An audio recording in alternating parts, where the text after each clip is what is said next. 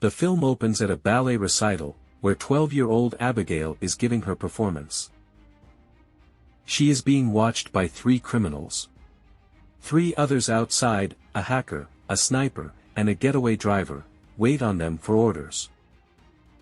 When Abigail is finished, the 3 inside abduct her and haul her off into the van. They make their way through the streets undetected before reaching a mansion. The group meets their leader, Lambert, who gives the group code names, Joey, Frank, Sammy, Dean, Peter, and Rickles. The goal is to hold Abigail for a $50 million ransom from her wealthy father and split it $7 million each after 24 hours. Lambert takes their phones and instructs them to not let Abigail see their faces before he leaves. The crooks gather for drinking and messing around.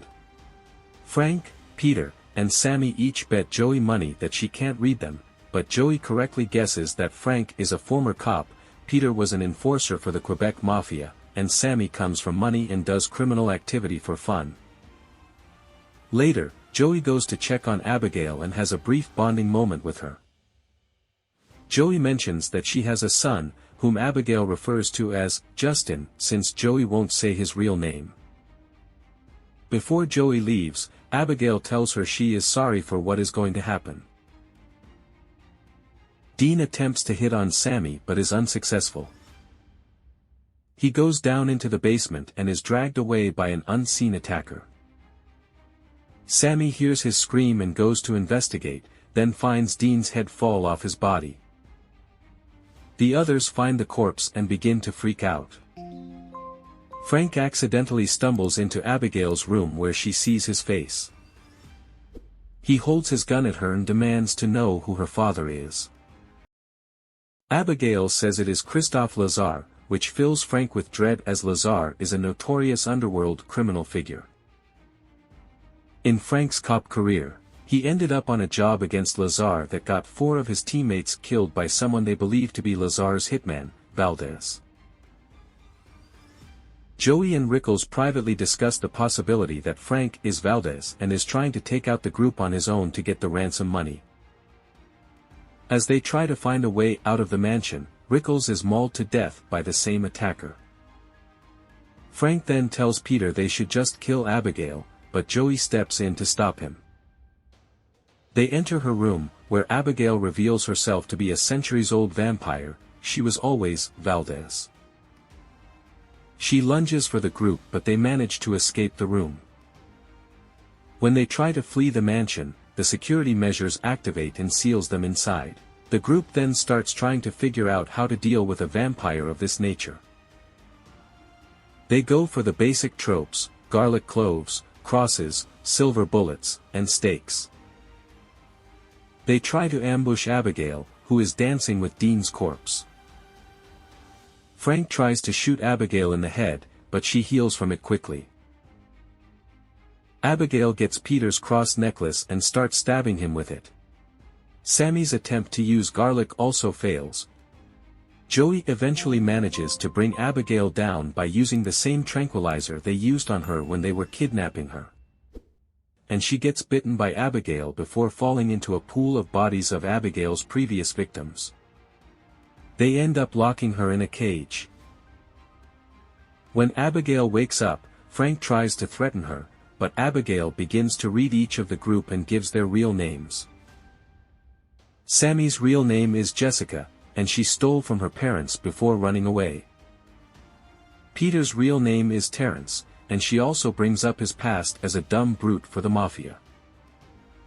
Frank is named Adam, and he was actually working for Abigail's father before she killed them and left their mutilated bodies for Frank to find.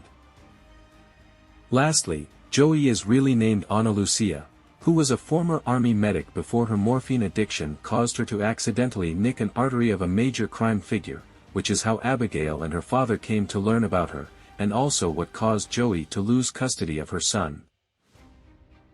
The others all had connections to Lazar and were specifically targeted by him and brought to Abigail as food by Lambert. Joey tells Abigail that she thinks Abigail is doing this for her father's love, though Abigail says that Lazar never loved her, and that she also likes playing with her food.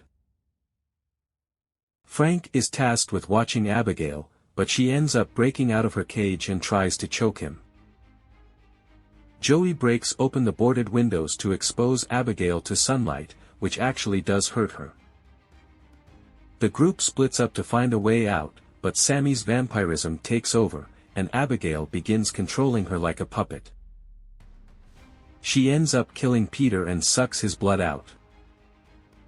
Before she can go for Joey and Frank, Joey reflects sunlight toward Sammy, causing her to explode into bloody chunks. Joey and Frank go looking for a way to disable the mansion's security, but they end up finding a control room with Lambert inside. He reveals that he is also a vampire and admits to having brought the criminals there to be fed to Abigail and that there was never going to be any money. Lambert offers Frank a chance to join them by turning him into a vampire as well so they can take out Lazar and Abigail. Frank accepts and gets bitten, then stakes Lambert and blows him up moments later. Frank then goes after Joey and Abigail with the intention of taking over Lazar's empire.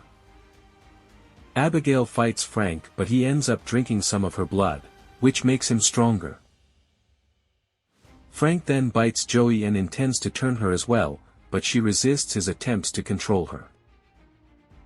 Abigail tells Joey that she can be freed by killing the vampire that bit her, so they work together to overpower Frank and stake him, causing him to burst and quickly curing Joey. Night falls, and Joey prepares to leave, until she comes face to face with Lazar himself.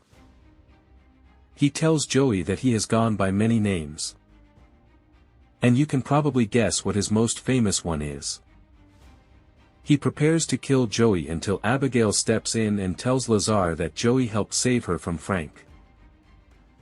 With this, Lazar and Abigail let Joey live and go after her son, whom Abigail knows is named Caleb. Joey gets in a van and drives away to go find Caleb.